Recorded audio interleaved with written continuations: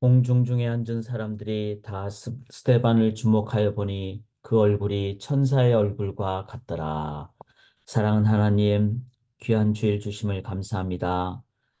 구원 이룩하여 주시고 오늘도 주의 날로 주님의 임재로 임재하여 주시고 인도하여 주시는 거룩한 주일 하나님을 우리의 삶의 중심에 모심으로 가장 충만한 삶, 가장 기쁜 삶, 가장 평안한 삶, 가장 귀한 생명의 삶 사는 귀한 날 살 수 있도록 인도하여 주심에 감사드립니다.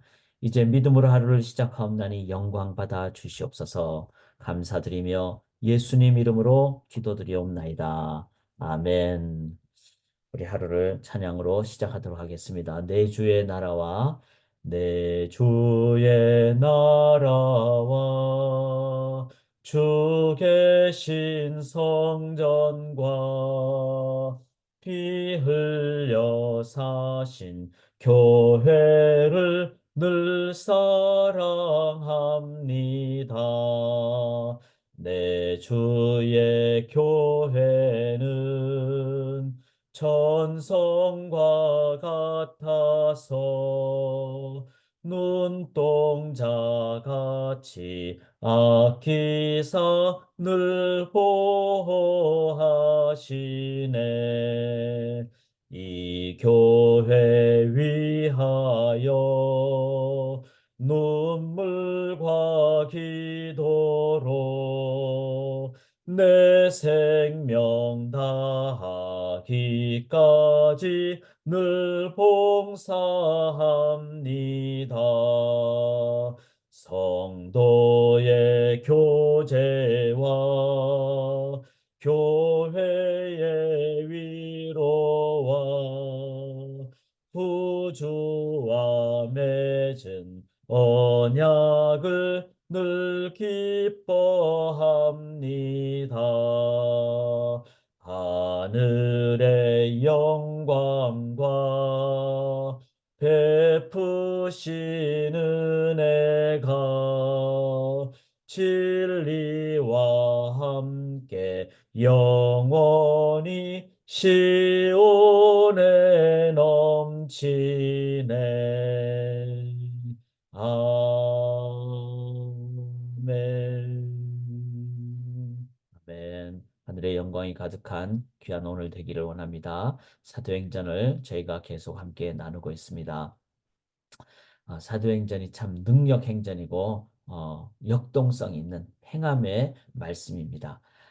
그렇게 역동성 가운데 살면서 공동체가 어려워질 때가 있죠. 바로 6장 1절에 보시면은 그때 제자가 더 많아졌는데, 자, 역동적으로 막 성장하고 부흥하는데 헬라파 유대인들과 이제 히브리파 유대인들의 그 어떤 삶의 논쟁, 분쟁이 일어나게 됩니다. 왜냐하면은 숫자가 많아지다 보니까 이제 사도들이 일을 하면서 더 많은 일을 해야 되는데 구제에 빠지게 되는, 과부들이니까 과부들에게는 도움이 필요하고, 그런데 매일의 구제에 어떤 그룹의 사람들은 빠지게 되는 그런 상황이 된 것이죠.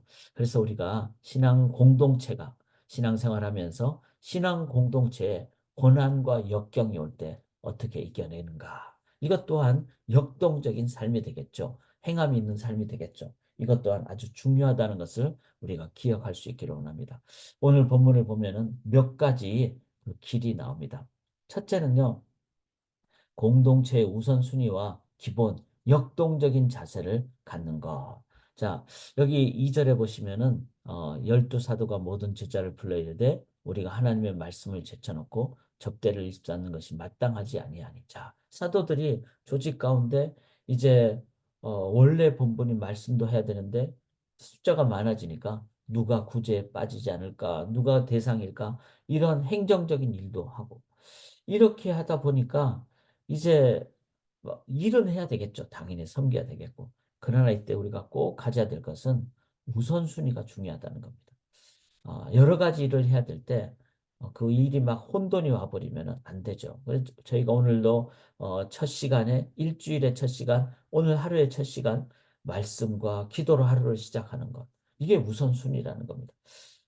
이거 참 중요한 영역임을 우리가 한 번 더 기억할 수 있기를 원합니다. 신앙생활하면서 번아웃 되지 않고, 즉 우리가 이제 어, 너무 피곤해서 이제는 막 어, 그만두고 싶다 뭐 이런 상황이 되지 않는 것이 중요하죠. 그걸 위해서는 먼저 하나님의 말씀, 기도 이걸 본질로 해야 된다는 거죠. 이 우선순위.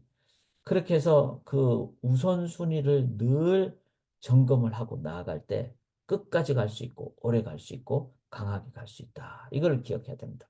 그 다음에 또 이제 그렇게 해서 이제 조직이 늘어나게 되죠. 이것 또한 역동적인 자세죠.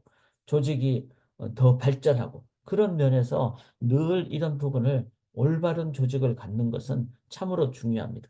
그리고 발전시키는 것도 중요하죠. 아, 우리는 뭐 몇십 년 동안 이 일을 해왔으니까 이대로 있을래. 그거는 본질은 바꿔서는 안 되지만 그 조직의 외적인 모습, 조직적인 어떤 계획적인 이런 부분은 융통성 있게 역동적으로 그렇게 변화가 있어야 된다는 거죠. 그래서 이제 집사님 제도를 발전을 시키게 됩니다. 그런데 그렇게 집사님을 선출할 때 어떻게 하죠? 3절에 성령과 지혜가 충만하여. 이거는 뭐죠? 하나님의 말씀, 하나님과의 관계가 온전한 사람. 그 다음에 칭찬받는 사람이니까 이거는 뭐죠? 바로 사람들과의 관계에서도 이제 인격적으로 성품이 있는 사람. 이게 바로 어, 그 기본적인 부분을 간과하지 않고 중요하게 여기는 그런 자세라는 겁니다. 그리고 또 중요한 것은 역동적인 또 다른 자세가 있는데 여기 6장 5절에 보면 온 무리가 이 말을 기뻐하여 믿음과 성령이 충만한 사람. 그런데 스데반, 빌립, 프로고, 고로, 니가노로, 디몬, 바메나, 유대교에 입교했던 안디옥 사람 니골라. 이 사람들은 전부 다 이방 사람들이었어요. 자, 헬라파 유대인들이 구제에 빠지게 되는 이런 상황을 보면서 어, 이 원래는 이 히브리파 유대인들이 훨씬 더 원래 사람들이지 않겠어요? 그러니까 이제 하나님의 말씀 안에서 전통적으로 그렇게 역사 속으로 있었던 사람들. 그런데 역동적으로 이방인들을 다 집사님들로 선출을 했. 이걸 통해서 이제는 더 역동적인 그 인종의 그 범위가 확대되는 복음의 범위가 단순히 유대인에게뿐만 아니라 이방인에게로 확장되는 이런 역동적인 자세가 중요하다는 겁니다.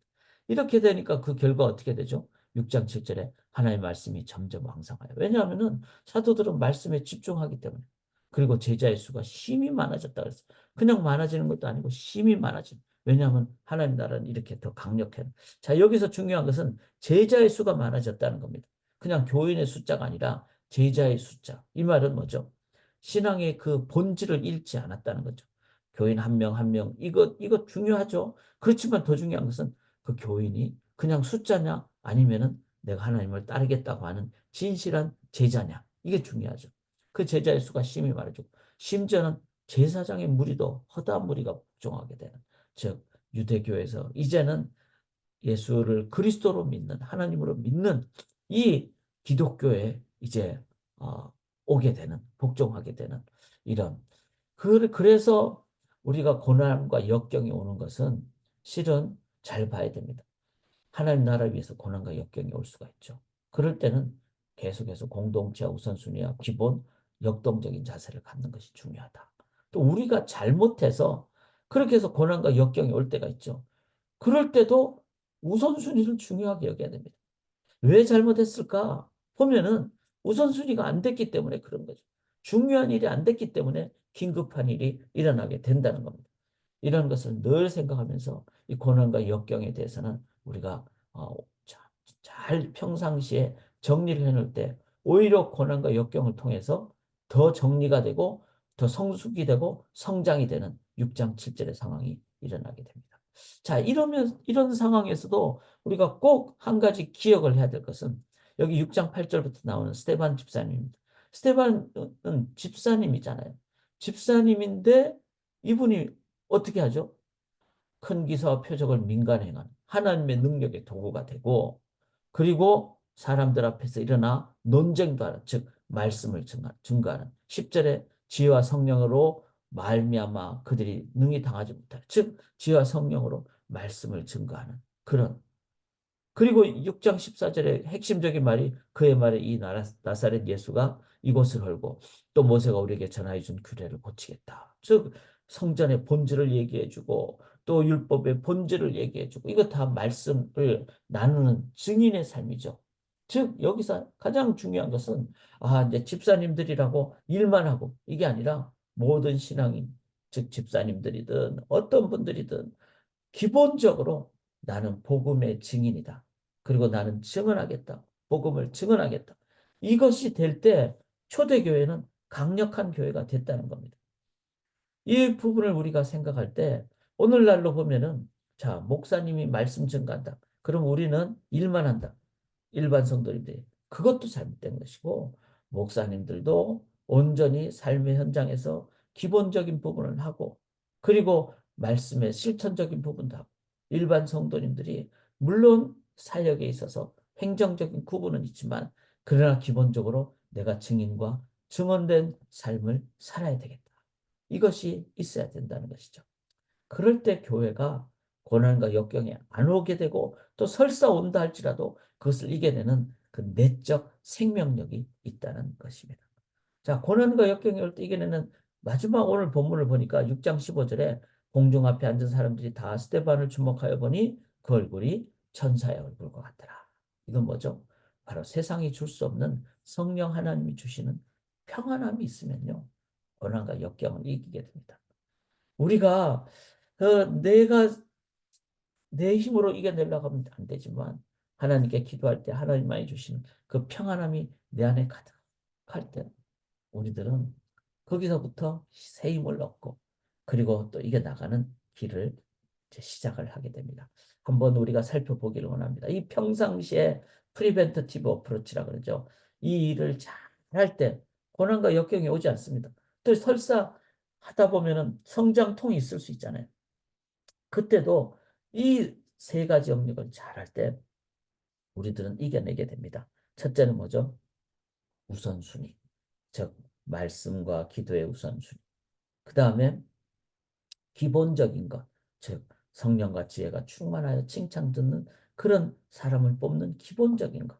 그리고는 이방인 집사님들을 뽑고, 그렇게 되다 보니까 이 조직을 발전시키고, 이런 아주 역동적인 자세, 그런 자세를 가질 때 고난과 역경을 넉넉하게 이겨내고, 그러면서도 기본은 충실하게 하는, 모든 신앙인이 기본적으로 증인과 증언된 삶을 사는, 그리고 더 중요한, 더 내면 깊숙한 곳에 세상이 줄 수 없는 성령의 열매, 사랑과 희락과 평안, 즉 하나님의 평안이 있을 때 교회는 오히려 고난 때문에 더 강력하게 성장하게 될 줄 믿습니다. 기도하겠습니다. 살아계신 하나님, 오늘도 한 주간의 첫 날, 또 하루의 첫 시간을 이제 말씀과 기도로 시작합니다.